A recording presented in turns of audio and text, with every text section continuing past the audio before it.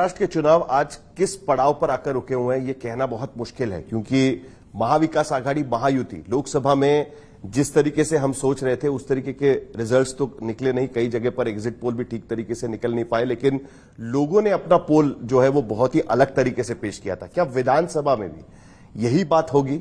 और सबसे बड़ा सवाल जो सबके मन में है कि आखिरकार मुख्यमंत्री कौन बनेगा? ये सारे सवालों पर आपको क्यों परेशान कर रहे हैं सवाल? तो मुझे इंट्रोड्यूस तो करने दीजिए, आप पहले से करो। तो उद्धव ठाकरे अपने आप को खुद ही इंट्रोड्यूस कर चुके हैं, शिवसेना यूबीटी के अध्यक्ष उद्धव ठाकरे। सर आप बोल ही दीजिए, अब मुझे सवाल पूछने की जरूरत ही नहीं। बताइए। आप मुख्यमंत्री, मैंने सवाल पूछा भी नहीं, सिर्फ नाम लिया और आप हंस पड़े, तो क्या है मतलब उसमें? नहीं, पहले सवाल तो पूछिए। चलो नहीं तो मेरा सवाल कुछ और था पहले, लेकिन ठीक है, मुख्यमंत्री पद से शुरू करते हैं। सब लोग पूछ रहे हैं कि भाई मुख्यमंत्री कौन बनेगा ना, महायुति के पास इसका जो जीतेगा वो सिकंदर। पवार साहब कह रहे हैं कि जिसकी सीटें ज्यादा आएंगी वो मुख्यमंत्री बने। हम तीनों में कोई विवाद नहीं है। ओके। और पहले दिन से तय किया था। ऑफकोर्स मैं चाहता था कि अगर किसी एक फेस को हम प्रोजेक्ट करें, जरूरत नहीं कि मेरा फेस, अगर कांग्रेस में है या राष्ट्रवादी में, मुझे कोई आपत्ति नहीं है। खैर वो दिन तो अब चले गए, और कल परसों पवार साहब ने कहा कि जिसके ज्यादा सीटें आएंगी, शायद हम मतलब अब तक कुछ ऐसा फॉर्मूला तय नहीं हुआ है, तो उनका मुख्यमंत्री हो सकता है। उनको पूछा गया तो बोले ऐसे भी हो सकता है, तो हो सकता है। तो ये कोई फॉर्मूला नहीं है? ये फॉर्मूला नहीं है। हम एक बात निश्चित, हम ये जो लुटारू सरकार है इनको भगाना चाहते हैं, ये हमें नहीं चाहिए। हम में से कौन मुख्यमंत्री बनेगा, खैर वो तो बात की बात, लेकिन ये लुटारू है जो महाराष्ट्र को लूट रहे हैं, इनको तो हमें भगाना ही है। प्रधानमंत्री ने ये मुख्यमंत्री पद के मुद्दे को उठाया। उन्होंने ये कहा कि महाविकास आघाड़ी में एक पार्टी अपने आप को मुख्यमंत्री पद के लिए पुश कर रही है और दूसरी पार्टी ये बताने में लगी हुई है कि नहीं, ऐसा कोई फॉर्मूला तय नहीं हुआ। कौन सी पार्टी? वो बेसिकली इशारा कर रहे थे आपकी तरफ कि आपने प्रपोजल रखा था कि मुख्यमंत्री आप तय कर लीजिए, लेकिन कांग्रेस और एनसीपी की तरफ से उस पर कोई जवाब आया नहीं। तो उसमें उनका क्या प्रॉब्लम है? क्या वो बता सकते हैं कि उनके पास जो सब जमावड़ा है, गद्दारों की फौज, कौन बनेगा सरदार उसका? बता सकते हैं? बताओ तो। पहले आपस में तो कुछ तय करो, हमारे और क्यों देख रहे हो? मोदी जी कल आकर कह रहे कि ये वो फलाना फलाना जो भी कुछ है, ये गद्दार मुख्यमंत्री बनेगा, तो डिक्लेयर करो। अभी भी हम देख रहे हैं कि कांग्रेस और आप में कई जगह पर आप एक दूसरे के खिलाफ उम्मीदवार है। आपने तो पूरी नाराजगी भी जताई कि प्रणीति शिंदे आपके उम्मीदवार के प्रचार के लिए नहीं आई। मैं परसों ही सोलापुर में ही था, यहीं पे, और क्या होता है कि कुछ लोगों के मन में भ्रम पैदा होता है कि आखिर इनका असली उम्मीदवार कौन है। तो हमें ऐसी कोई हमारे मन में या महाविकास आघाड़ी में ऐसी कोई बात है नहीं। ठीक है, जब भी कोई आघाड़ी होती है या गठबंधन होता है, स्वाभाविक है हर कोई पार्टी ज्यादा सीटें चाहती है, तो दोनों होता है, प्लस पॉइंट माइनस पॉइंट। हम अलायंस क्यों करते हैं? तो हम सब मिलकर सत्ता में आए, लेकिन उस वक्त एक बात जरूर हमें उसका स्वीकार करना चाहिए कि हर एक पार्टी की सीटें थोड़ी कम होती है, तो थोड़ी खींचातानी तो होती है। इस बार कुछ ज्यादा हो गई खींचातानी, लेकिन टूटा तो नहीं ना, जैसे बीजेपी ने किया था 2014 में या 2019 में। बाद में हमारे साथ उन्होंने गठबंधन बनाया, तो वैसी इतनी खींचातानी तो हुई नहीं। हम एक बात आपको ध्यान देना पड़ेगा कि आज तक कभी भी पिछले लोकसभा चुनाव के पहले शिवसेना, कांग्रेस और राष्ट्रवादी कभी तीनों इकट्ठा मिलकर चुनाव ही नहीं लड़े थे। हम जो भी चुनाव लड़े थे एक दूसरे के खिलाफ लड़े थे। तो हमें पहले तो ऑफकोर्स लोकसभा के बाद एक अंदाजा आ गया कि हमें सबकी ताकत कहां पे है। तो थोड़ी खींचातानी तो वो पहला चुनाव है हमारा पहला चुनाव है। क्या ये खींचातानी इसके वजह से भी हुई क्योंकि लोकसभा में महाविकास आघाड़ी का परफॉर्मेंस काफी अच्छा रहा, तो उसके बाद हर किसी को लगने लगा कि अगर हम कैंडिडेट बनेंगे तो जीतने के चांसेस ज्यादा हो सकता है, और फिर वो एक दूसरे के खिलाफ ये शुरू हो गया कि भाई मुझे सबसे ज्यादा सीटें चाहिए। खिलाफ नहीं, एक जिसको हम कहते हैं ना कि चाहत होती है कि हमें चाहिए और क्यों ना करें। जैसे कहीं से एक पार्लियामेंट्री कॉन्स्टिट्यूंसी में 6 विधानसभा क्षेत्र आते।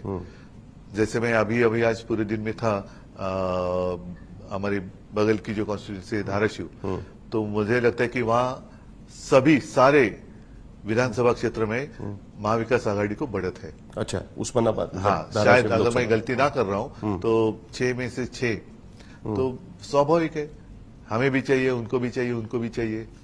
उद्धव जी, सबको पता है कि आप फोटोग्राफर है एक्चुअली, लेकिन आजकल आप कैमरा या वीडियोग्राफी करता हूं ना, आजकल बहुत ज्यादा। अरे सबूत मैंने कल दिया है ना, आज भी दिया है, रिलीज किया अभी। और उसके लिए मैं चुनाव आयोग का धन्यवाद देना चाहता हूं, आभार मानना चाहता हूं कि आपने बहुत दिन के बाद जो मुझ में जो एक फोटोग्राफर है उसको वापस जगाया।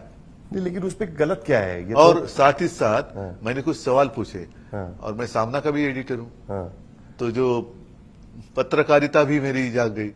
नहीं, लेकिन मैंने देखा उसके बाद में कि इलेक्शन कमीशन की तरफ से क्लैरिफिकेशन आया कि भाई हमने तो प्रधानमंत्री का भी बैग चेक किया है, या हेलीकॉप्टर चेक किया, अमित शाह का भी किया हुआ है। क्या आप विश्वास कर सकते हैं? देवेंद्र फडणवीस या एकनाथ शिंदे का भी। आप विश्वास कर सकते हैं चुनाव आयोग इनकी बैग चेक करने की हिम्मत दिखा सकता है? नहीं, सवाल तो आप विश्वास करते हैं? नहीं, मैं तो नहीं करता, मैं तो बिल्कुल नहीं करता।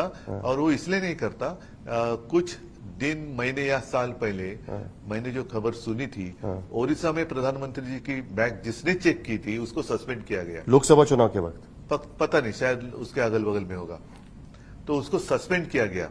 अच्छा, दूसरी बात ऐसी है कि जब भी प्रधानमंत्री आते हैं, एक तो मेरा मानना है कि प्रधानमंत्री किसी एक पार्टी के प्रचार के लिए नहीं आनी चाहिए, क्योंकि वो पार्टी के प्रधानमंत्री नहीं। पर ये पहली बार थोड़ी हो रहा है उद्धव जी। नहीं, लेकिन आप कब देखो 60 साल कांग्रेस में क्या किया, वो बदलाव चाहते थे, इसलिए जनता ने आपको चुन लिया। तो अब वही चीज आप आगे लेके जाने वाले, तो कांग्रेस क्या बुरी थी? तो प्रधानमंत्री आप देश के हैं, आप चलो नई शुरुआत करो, देश स्वागत करेगा उसका। अच्छा, इसके बावजूद आज ही की बात लगातार दूसरे दिन मेरी बैग चेक की, कोई मुझे आपत्ति नहीं है। लेकिन जब मैं एक जगह से दूसरी जगह जाना चाहता था, तो जब तक प्रधानमंत्री जी सोलापुर एयरपोर्ट पे लैंड नहीं होते, तब तक मेरा हेलीकॉप्टर, मैं औसा में था, सोलापुर से औसा कितनी दूर है, जाना था मुझे कहा, उमरगा, वो जब तक लैंड नहीं होते तब तक यहां से परमिशन नहीं दी गई। वो तो ये प्रोटोकॉल है ना? नहीं, इसलिए तो मैं कहता हूं, मैं भी तो मेरे पार्टी का नेता हूं, वो उनके नेता है, वो प्रधानमंत्री है, इसीलिए उनको अलग कानून मैं नहीं मानने वाला। सॉरी, ये मेरा प्रजातंत्र नहीं है। अगर उनको प्रायोरिटी दे रहे हैं तो मुझे भी मिलनी चाहिए, मुझे रोक रहे तो उनको भी रोकना चाहिए। उनको कहना चाहिए था उद्धव ठाकरे का हेलीकॉप्टर उड़ रहा है, आप घूमो ऊपर। क्यों नहीं ऐसा होता?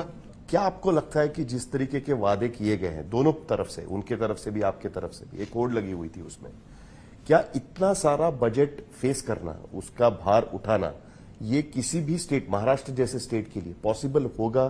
क्या आपको लगता है कि एक नए तरीके से इन सारी चीजों को देखना होगा, ये कहीं ना कहीं रोकना होगा, ये जो होड़ लगी हुई है? रोकने की बात फिलहाल तो संभव नहीं है। कंपल्शन हो गया ये?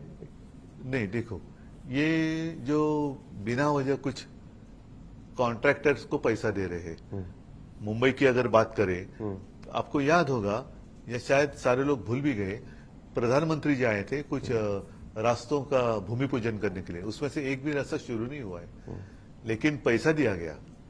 मुंबई की तिजोरी में जो 90,000 करोड़ रुपए थे फिक्स डिपॉजिट, उसी में से कोस्टल रोड हमने बनाया, तो वो एफडी भी अब ये तोड़ना शुरू किया है उन्होंने। और जहां तक मेरी जानकारी है कि जो राज्य सरकार है उसके कर्मचारियों के सैलरी भी फ्रंट लोडिंग से उन्होंने किया है। इसका अर्थ ये है कि इन्होंने सारी लूट की है। अगर हम लूट को रोके तो भी सारी बातें हम कर सकते हैं। तो जितनी घोषणाएं की गई उन सबकी जांच आपकी सरकार आएगी तो आपकी? घोषणा नहीं, भ्रष्टाचार की घोषणा तो खैर घोषणा है, ये आने वाले नहीं है, इसलिए कुछ भी बोल रहे हैं।